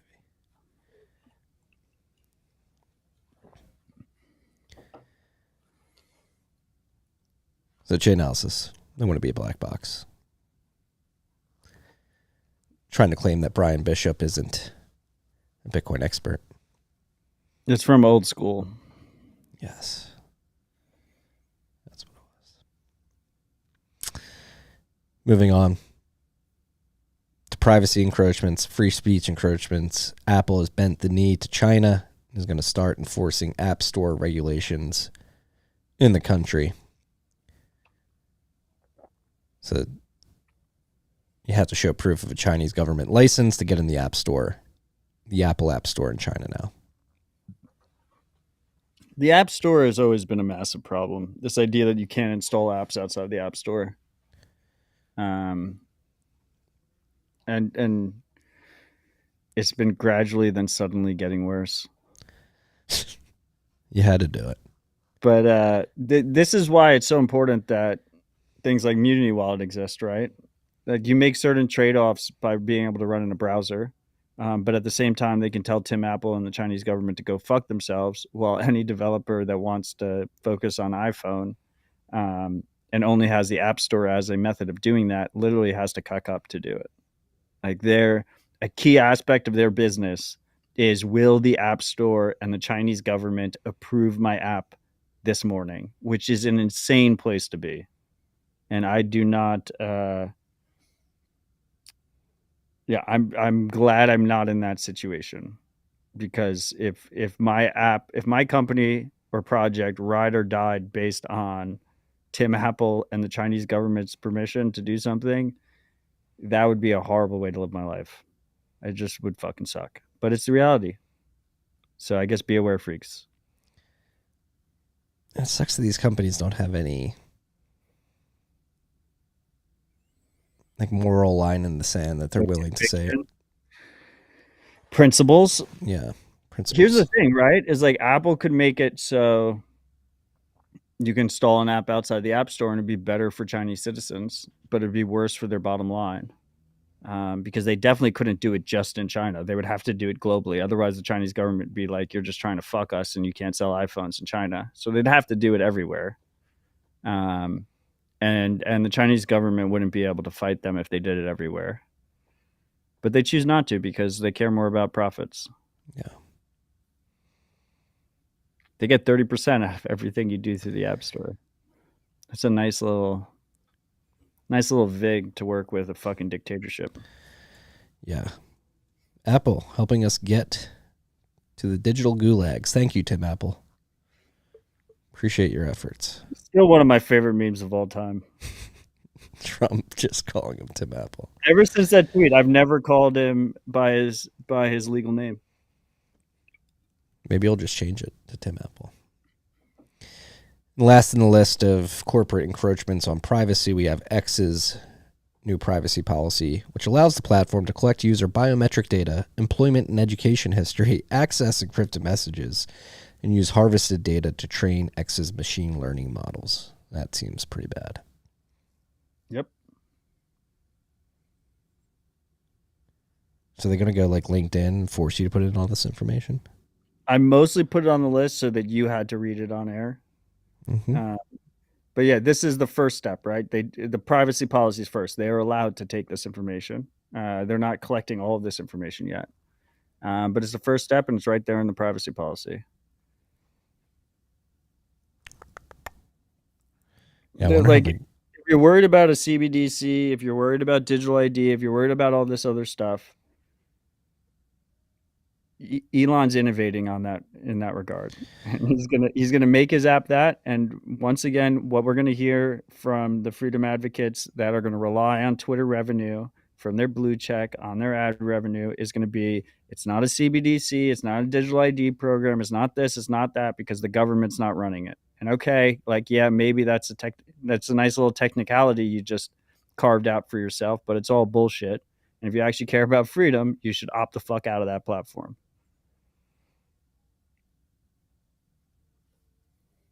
Nostr only. Nostr only. We need the Schelling point to get there. We need to pull people over to Nostr. If not you, then who? I mean, I'm on both. If not now, then when? Didn't we say earlier, timing, you could be off on timing and be dead wrong? Yeah, but this is different because this is, a man's got to have his code. Man's got to have his code. When it comes... fuck that shit. We'll see what the timing is like. But I think it's gonna happen faster. Did you see the headlines that were going out? It was yesterday or maybe even earlier today. Apparently the banks that lent Elon money to make the acquisition of Twitter are not happy, and they may actually... Yeah, but I don't know if we can believe that because, a lot of the media types don't like Elon, and That's there's a lot true. of people around. Look, if I was an Elon investor with no morals, I mean, he did pay a lot of money for it. But I think he's on the right path to monetizing the fuck out of it and controlling, millions of people that are very influential. I think he realized very early on that, the masses will consume from most places regardless. The key is the people that can move the needle in terms of influence. And he's focused most of his effort into capturing them and making sure that they're supporters of the platform, that they're heavy users of the platform, and that they're essentially intertwined with his interests, and they will defend it too. And the unfortunate part is there are a lot of like outspoken freedom advocates or so-called freedom advocates that are essentially captured in one fell swoop, which is impressive, but also scary. Yeah, and I'm not sure if you picked up on this, but they made a pretty massive change yesterday to linked articles. They're closing the walls, Marty. Yeah, no, and it actually pissed me off. Somebody mainly uses Twitter to post the bent and get distribution for that, but they made a small UI UX change where they don't actually make it. It just looks like a picture. It's not obvious that it's an article because they don't want you to click out. They don't want you to click out, and I think they don't want you to be able to click in unless you log in and have your shit saved. They like even right now, like he pulled it back a little bit, but if you're not logged in, you can't see replies and all this other shit. It's a degraded experience. He gives you the bare minimum.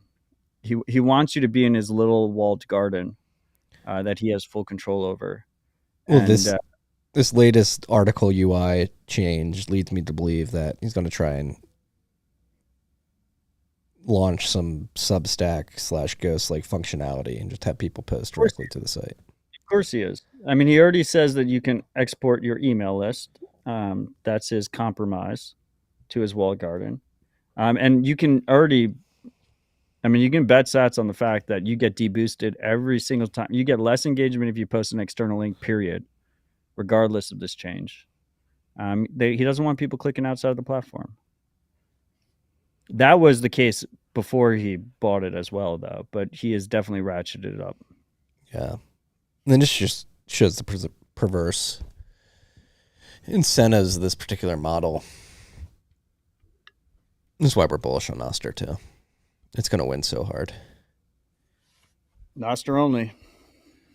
We need to get the finance people. I'm so addicted to like following the finance people. They'll come. Finance people, get over to Nostr.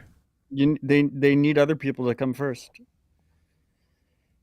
And I really do think there's something to be said about, look, if you promote Nostr on your page, you're going to get deboosted. All this shit's going to happen. He's tracking npubs. If you tweet npubs, you get deboosted. If you tweet the word Nostr, you get deboosted. He's well aware of what he's doing. He knows what he's doing.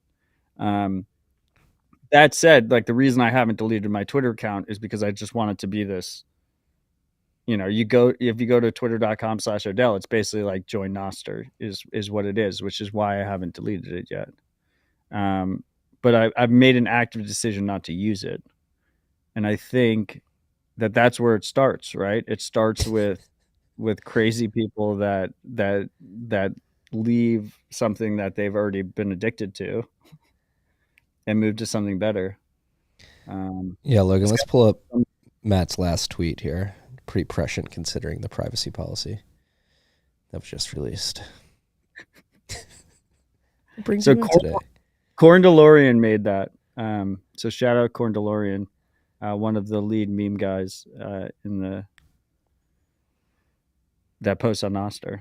But yeah, that's a great. It hits the point. What brings you in today? It shows a little doctor. It shows a doctor, and she says, "I'm just verifying my X account, and they're taking her blood." Yes, that is my last tweet. What date is it? August 31st. There we go. October 5th. Is it your last tweet ever? Here's the thing: is like, so then I hear the excuse like, "Oh, well, we got to reach the normies somewhere." Well, if that's the case, then why don't you have a TikTok account? Because way more normies are on TikTok. And then if you're making a distinction between TikTok and Twitter, where is that distinction? What is happening there? Do you only like being surveilled and controlled by white people from South Africa? You don't like when the Chinese do it to you? Or what's your reasoning? And like, I will give Joe Nakamoto a little bit of credit. Like he uses TikTok, which would never be me. But if that's your argument, if your argument's reaching normies, you should be on TikTok. Make your short form ice cream yum yum good videos and hit millions of people. Yum, yum. Maybe that's what we should do. We should just become the NPC ice cream people. Yum yum. Govern me harder, Daddy. Twitter was, and to be clear, like I don't know. It's disappointing, right? Because I thought Twitter was better than, it had its faults. Like the previous ownership was fucking horrible too. But it was the best of all these bad options. So it was the only social media I used, and I used it purely for Bitcoin. No LinkedIn, no Snapchat, no Instagram, no Facebook, no TikTok. But now Twitter's dead to me as well. Now it's just Nostr only. And become unruggable. The rugs will continue until you become unruggable. David Humphrey is asking in the chat, Marty, are you paying to share the bent on X? No, I'm not. Well, are you posting it from the TFTC handle where you have a blue check? No. Okay. My personal account. I mean, you should. Why not post it on if you're going to pay for a blue check, you might as well post it there too. We'll see. You're like thinking about it. You're like, I should be posting it. Maybe I should. Engagement. It's also tiresome. What else do we got? Hot sauce down. I don't even know whose hot sauce this is. Mule sauce by Sticker Mule. The internet's favorite hot sauce. Free ad read. Because I knocked it over. Have you tried it? No, it's still unopened. Why do you have hot sauce behind you? I don't know. People just sent me this stuff. Dude, you got to try the hot sauce before you shill it. Seems pretty legit. Did the world burn? Did the markets burn? Where are we?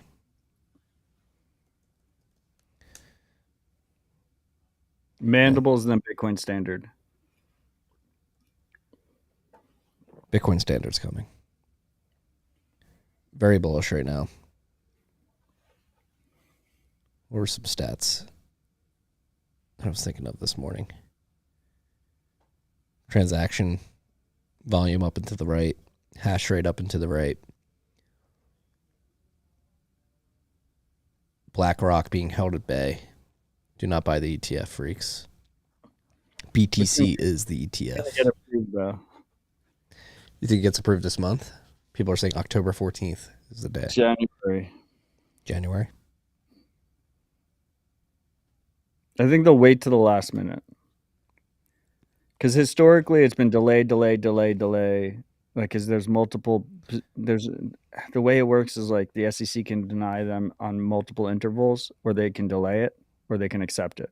And then at the end of all the delays, almost the expectation is always going to be refusal. And usually the ETF applicant pulls out their application before that last one and then reapplies so that they never get fully rejected. In this situation, I think it gets approved at the last one. The SEC is getting their dicks pushed in right now. Ripple. They lost their appeal to Ripple. I mean, fuck Ripple, man. They beat the SEC. Beat the SEC. What else do we got? Logan, tell us a joke. What are you pointing at? Pull it up. This is something I want to bring up before we wrap up here. Talking about inflation. Politicians have been trying to say, oh, wages are keeping up. Like wage growth is up. According to the Census Bureau, the median income last year was $74,580 compared with $76,330 in 2021. So that is a 2.5-3% reduction in the median income, 2.3% drop. It literally says in the tweet what percent. Well, look at that Marty math on the go there. I didn't read the rest of the tweet. 2.3% drop in incomes, which is the most since 2010. And this is the third straight annual decline. Prices are going up pretty rapidly, despite what the CPI would lead you to believe. And incomes are falling, despite what the White House would like you to believe. Mandibles in a Bitcoin Standard. I guess so.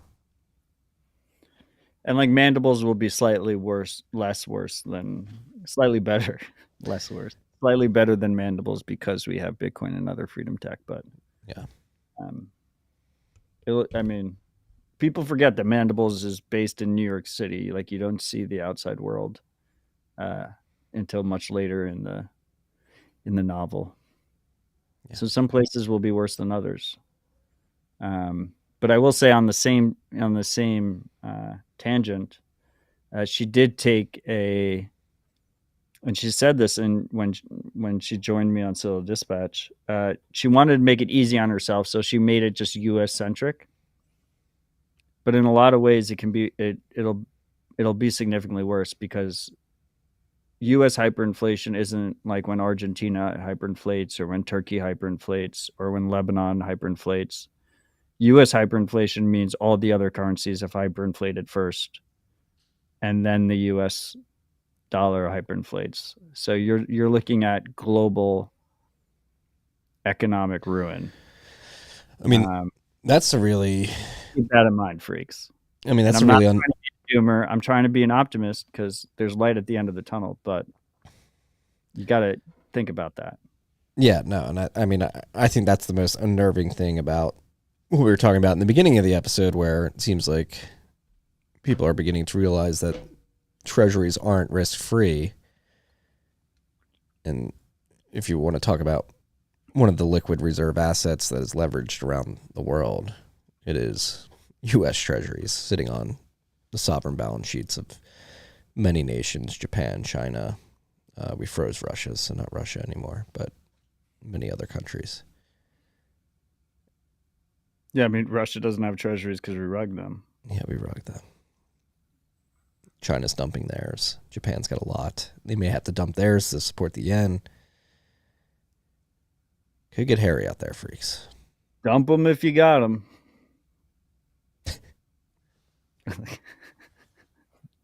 I don't have tits.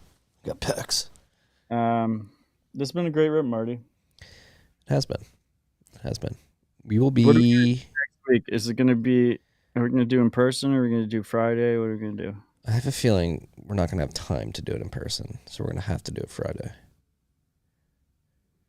What do you think? Like we might be able to pull it off on Wednesday, right? Okay, freaks. It's either going to be on Wednesday or Friday. Are we going to have any recording material? That's the question. Yeah, we'll see. I mean, ship updates, and then we'll have a bunch. If the bank runs continue, we'll have plenty to talk about. We'll see. Just you can follow us on Nostr, primal.net/RHR. Primal.net/MartyBet.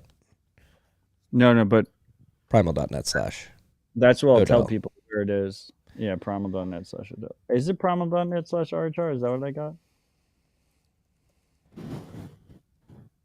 Sorry.